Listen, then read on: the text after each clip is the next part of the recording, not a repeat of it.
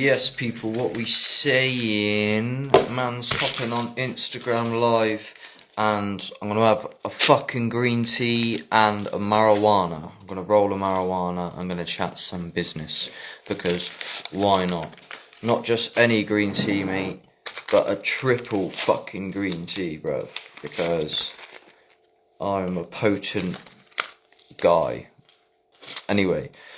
What we saying, I don't know what I'm saying exactly, but yeah, just hopping on here and chats of business. I was really happy this morning to see a new announcement from the conscious rapper community, who are my team, my boys, my friends, my. That is the Mass Awakening Actualization team right there. That is the New Earth Actualization coming into fruition, that is. So they have an announcement this morning, which I don't want to steal their momentum for, because I don't think they've dropped it on Instagram yet, or if they will, but they've teamed up with, I won't even drop the name at the minute, it's like some record label, I don't even know, like, I'm kind of vague on it, but like, they seem to have done a lot of events and stuff in the past. I'm not sure, I still am yet to really fully go down their page. But it's just to see the conscious rapper community moving forward. It speaks so deeply to me. I see Illuminati Congo post something recently about that. It's like, oh, to feel a sense of accomplishment when a team that you identify with succeeds. He was kind of hating on it. Like, I don't know. I can't remember the post exactly that Congo was saying, but anyway, it's just, I'm passionate about the conscious rapper community. I wish I could have done more at this point. I made a music video for them, which is the only video on their YouTube channel at the minute. So go check that if you want. I made some visuals. It took me a very long time.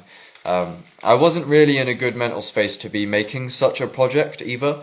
And that's kind of what I'm speaking about today, is I was just kind of coming back in on the point of just recovering from like the psychedelic abuse that kind of took my life nearly. It actually did take my friend's life, who I was doing a lot of psychedelics with at the time. He was like a good friend of mine. He literally ended his life. He like committed suicide on a bad mushroom trip. And we was proper good mates. We'd done all the Rubik's Cubes together throughout school. So that was deep. I don't know what the fuck happened. I wasn't there. Some of his friends and that were. But yeah, like around about the same time, I lost the plot as well. And I had some really bad trips that were telling me like things of a suicidal nature as well. And I've just come to realise like something that Quintessence MC has clued me up to recently. I just remember a comment of hers. She's just saying that she has seen a very destructive side to shrooms, and it took me a long time to see that. Fucking hell, mate. But yeah, shrooms are definitely, they can be destructive. What it is, I reckon shrooms are actually quite neutral in whether are shrooms good or are they bad. It's like, they're actually neutral, where it really depends what you bring to them. They can be used for creation and destruction. I wonder if I can... Psychedelic Actualization, who I've actually done a podcast with a few times. I met him in person. We done a happy ceremony together, or he administered me one. Go on his YouTube channel now. I'm having a look. Where was it? I wonder if I can find it. He's good. You should check him out. Right. He was saying something about shrooms also being used for destruction. I don't know what this one is. Is this it? I haven't liked it yet. I just liked it. Let's read it by Psychedelic Actualization.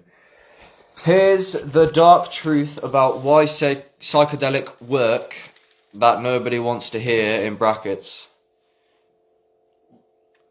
As great as their potential for good is, their potential for harm is just as immense. These substances are inherently powerful and with great power comes great risk. Like all great technologies, fire, electricity, wind, they can be of immense benefit, but they can also leave immense destruction in their wake. And this is not talked about enough, especially for those who go deep. A single experience can be so intense that it might leave you in shock for days, weeks, or even months.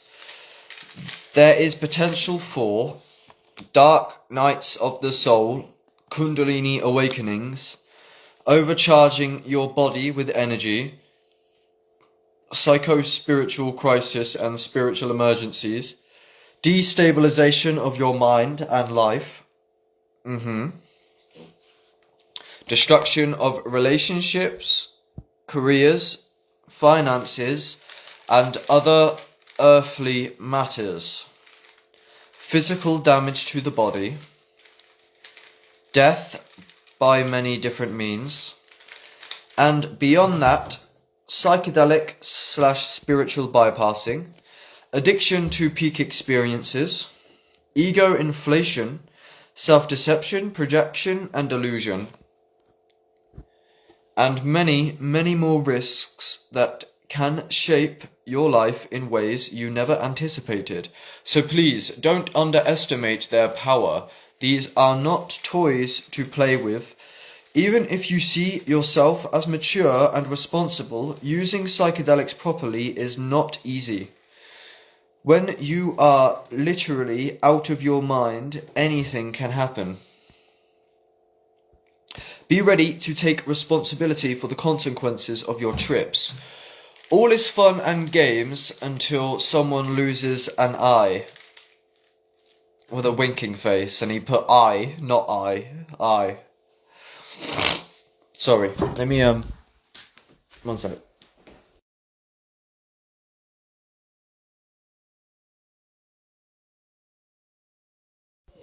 Sorry gamers, I had to spit these nanotechnologies out. That's why safety protocols matter. That's why preparation, navigation, and integration matter. That's why set and setting matter. And still, there are no guarantees, but we can do our best to minimize the risks. The one thing I've found absolutely crucial if you go deep into this work, a support system with a hugging emoji. People who know this field can guide you through crisis. People who can share resources and protocols that have helped them. People who understand the traps and pitfalls of this path. People who validate, normalize, and support the challenging days of integration. That's why I found the Psychedelic Actualization community, so that everyone has a home to return to. This guy's good, by the way, from a business stance. He's about to take off, I'm telling you. He's got a psychedelics or a Psychonauts Path to Purpose course, which is live now. And it's speaking to anyone who makes mistakes with the psychedelics. It's like meant to be a good ground for people of that nature, where it's more like it'll preface like what I'm reading, stuff like this now. There's a 3-hour long video he's got called Psychedelics Are, in brackets, Not a Magic Pill. And yeah, it's just about, it mainly his course is about integrating psychedelics, the whole integration process, which I definitely neglected. And I feel I'm like a prime example for what happens if you are immature, too young, when getting into psychedelics. I abused magic mushrooms very fast, a lot, and it just kind of tore my mind apart. And I didn't really understand energetic sovereignty and boundaries. So I think I got like entity attachments to an extent, where I was watching a lot of YouTube while I was tripping really hard, doing a lot of breath work, watching all sorts of different podcasts all the time, I was abusing psychedelics while I was just working like an average wage slave job while I was like a bin man. And yeah, I really neglected the integration. I've spoke about this a lot. It's just like the psychedelics would give me an insight, and then like the devil in me would not integrate that insight, and then it would come and bite me in the ass.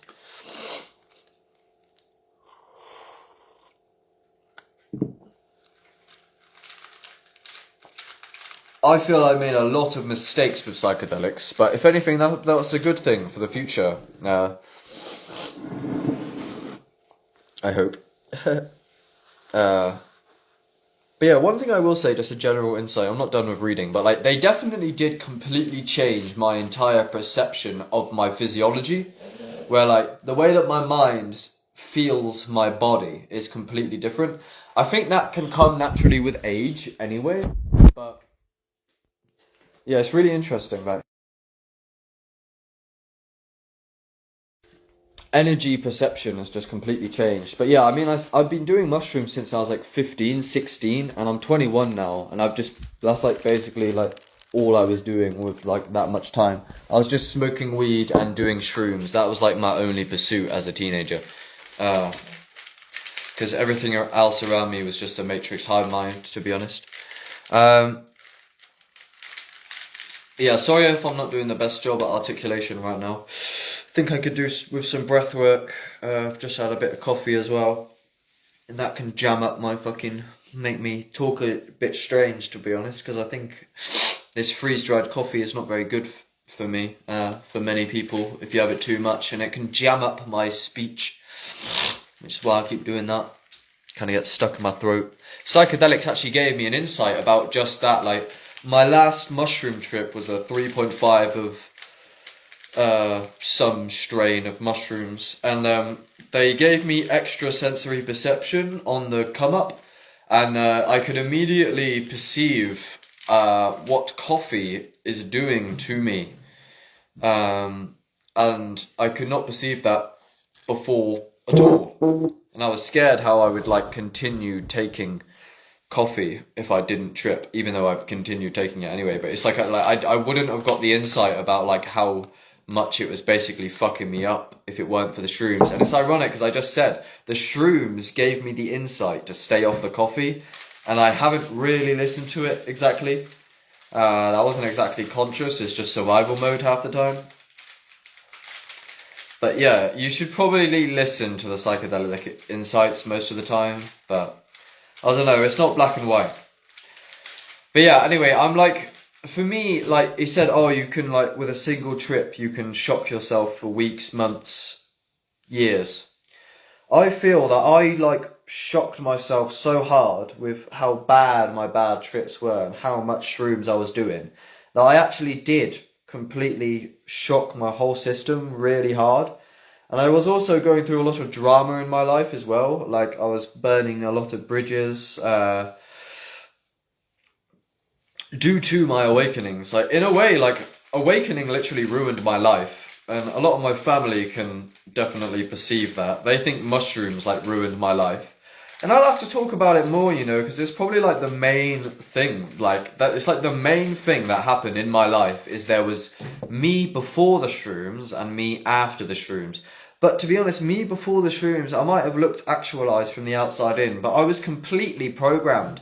I was just like, these people are so empty. They are just like, it's just like churning out like factory farmed humans, and they're all wearing the same stuff, listening to the same music.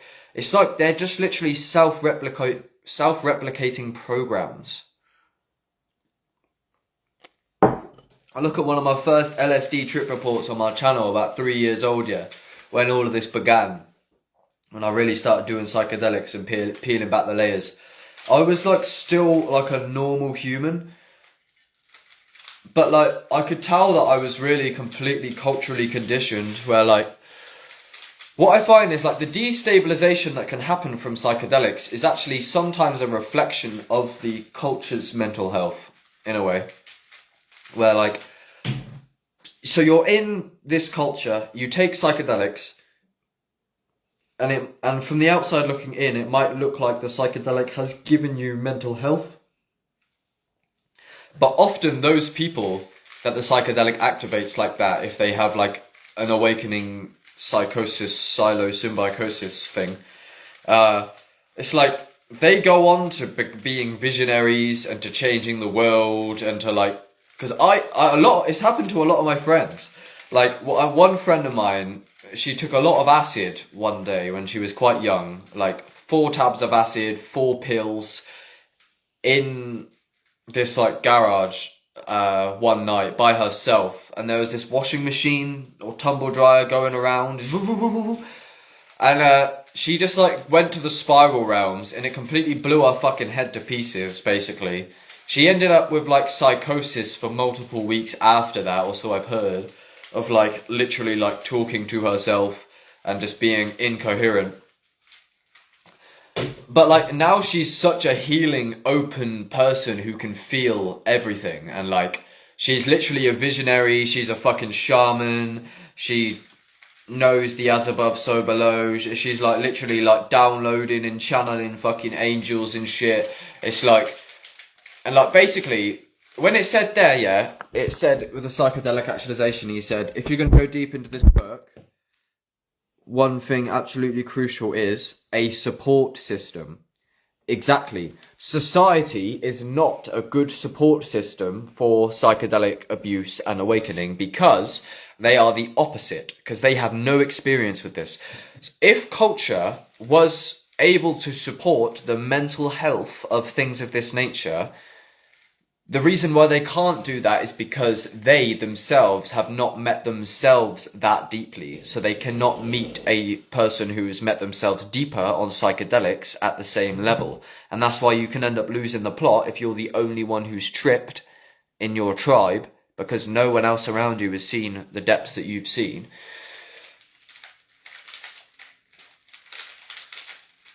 I think if society was healed and psychedelically integrated and we weren't still in the dark ages, yeah, basically what happens is people wake up on psychedelics, and if they had the support system, as Psychedelic Actualization says, they would not lose the plot nowhere near as intensely. It's because they wake up alone.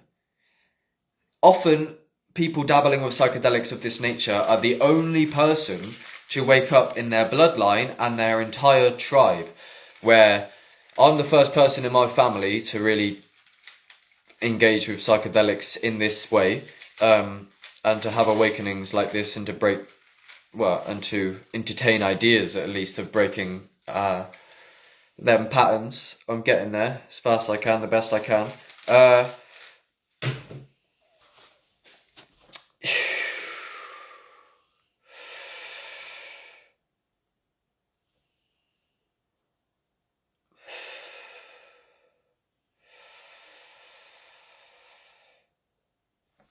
It's like, there was this one point, I told you about my friend who killed himself on shrooms. He was like the only person I could talk to before he took his life. And it's like, it seems like, I think the mushrooms must physically rewire your brain to an extent that it's almost like you can only communicate with those who actually have like also undergone such a neural transformation. It's like you become like a different entity just because you are what you eat, and most people are not eating bare shrooms like that.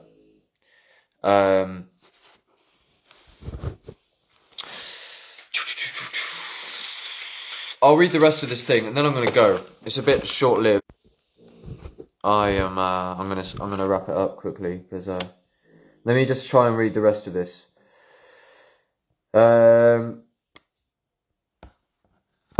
Support system, yeah, psychedelic actualization community, a place of truth, perspective and love, a place where truth is the aim and peace is the way. Not everyone has access to a community in their city or town. Stigma is still real, but connection is everything. If you feel the call to join a circle of like-minded travelers on this path, I warmly invite you to step in. You can book a call with me here.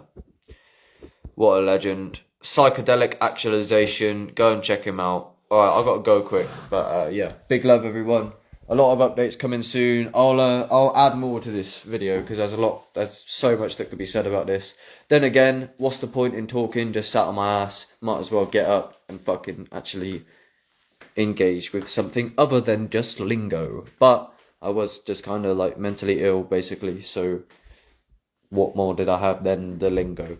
Ask yourself, how do you cure a mental illness? Like, if someone's mentally ill, how are you going to preach them out of their mental illness? Like, can you just shout at somebody in a discipline and be like, just keep hitting them every time they mess up? Like, if you're mentally ill, yeah, if someone is mentally ill, how do you cure that for them? Do you just fry them every time they step out of line? Is that the best way to do it? Honestly, if they have psychosis and they're having delusions, what can you do? What can you tell them? Because they have to realise themselves. You can't tell them they're delusional, because if that worked, they wouldn't be delusional in the fucking first place. Alright, big up. Big up, big up, big up. What the fuck is going on? #OXSN. Bless.